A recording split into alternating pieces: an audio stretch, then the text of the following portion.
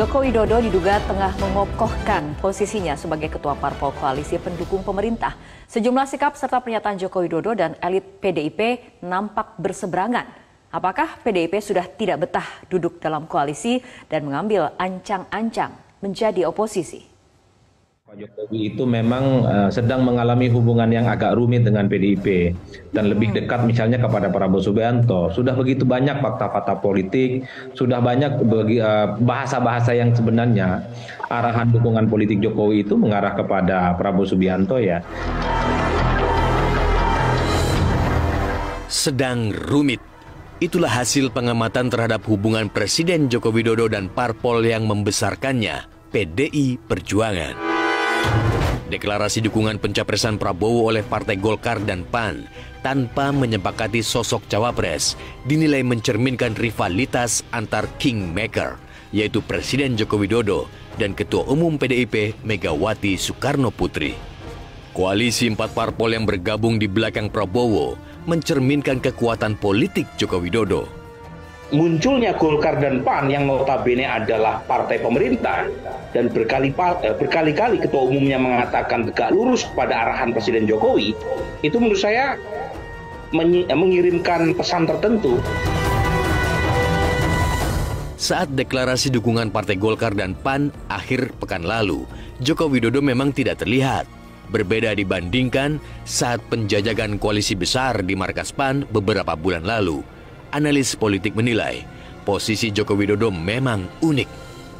Sebagai kader PDIP, Joko Widodo harus mematuhi perintah ketua umumnya. Di sisi lain, Joko Widodo adalah ketua koalisi yang berada di atas ketua umum parpol pendukung pemerintah.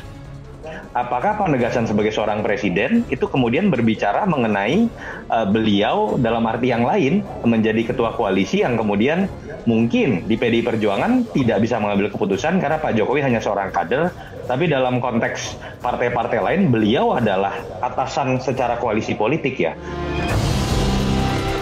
Joko Widodo dan PDIP tampaknya makin jauh bersimpang jalan. Saat muncul narasi parpol koalisi tunduk pada intervensi Jokowi, PDIP justru melempar narasi kedaulatan parpol. Tampaknya PDIP ingin memperjelas diferensiasi dengan parpol pendukung pemerintah lainnya.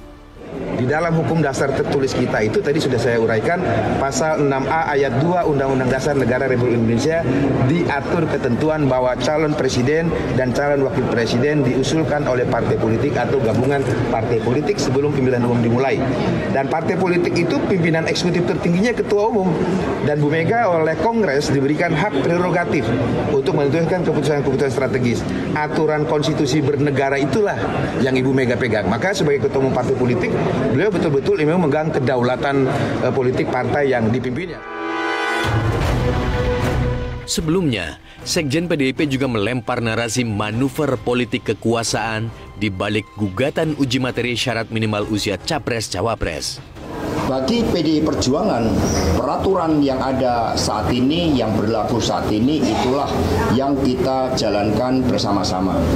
Dari berbagai diskusi dengan para ahli hukum tata negara terkait batas usia itu merupakan bagian dari open legal policy yang dimiliki oleh DPR RI. Dan kemudian berbagai manuver-manuver politik kekuasaan memang mencoba banyak dilakukan, maka pedoman yang paling elementer di dalam pemilu adalah kita konsisten pada peraturan perundang-undangan yang ada.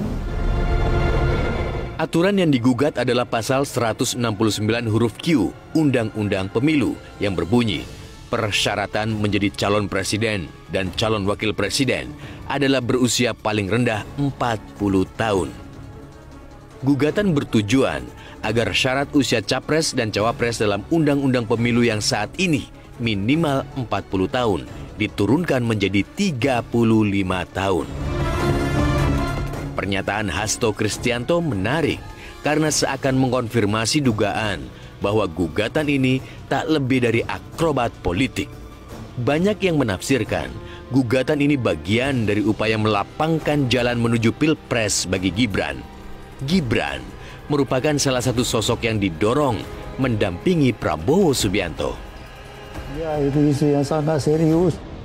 Ya, makin lama makin intens hubungan Prabowo dengan Gibran. Dan berita terakhir, ya namanya Ganjar tidak mau ditemani Gibran di Solo.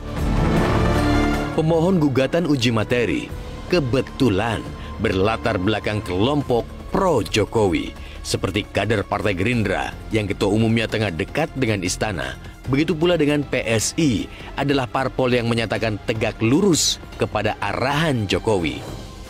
Kami ingin melihat keberlanjutan dari program-programnya Pak Jokowi, dan oleh karenanya kalau teman-teman tanya gitu ya, apakah sudah mengerucut kemana-kemana, PSI siap bergerak sesuai dengan arahan Pak Jokowi.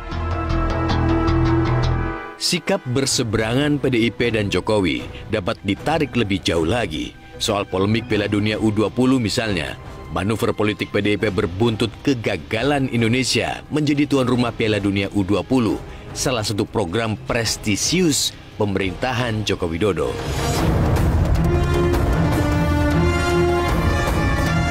Begitu pula soal sistem pemilu, PDIP tampil melawan arus dengan mendukung sistem proporsional tertutup, sementara pemerintahan Joko Widodo memilih mendukung proporsional terbuka bersama mayoritas parpol. Sebaliknya, sejumlah manuver Joko Widodo juga tak sejalan dengan partai yang membesarkannya. Joko Widodo misalnya tak kunjung menyatakan dukungan kepada Ganjar Pranowo yang telah dideklarasikan sebagai baca pres oleh PDIP. Para loyalis Joko Widodo pun menampilkan kedekatan dengan kubu Prabowo Subianto, bukan Ganjar Pranowo. Bahkan, keluarga Joko Widodo pun secara terbuka berulang kali mengirim sinyal dukungan untuk Prabowo. Jika PDIP tidak segera menangani, etalase perbedaan sikap dengan Jokowi dapat merugikan dukungan elektoral PDIP dan Ganjar dari basis pemilih Joko Widodo. Alarming call buat Ganjar Pranowo dan PDI Perjuangan. Bagaimanapun masih ada waktu 6 bulan buat mereka untuk menarik kembali basis pendukung Pak Jokowi agar memilih Ganjar Pranowo dan membuat pendekatan politik ke partai-partai lain lebih inklusif. Pemirsa, informasi tadi sekaligus menutup jumpa kita pada hari ini. Atas nama tim redaksi yang bertugas, sampai jumpa dan salam redaksi.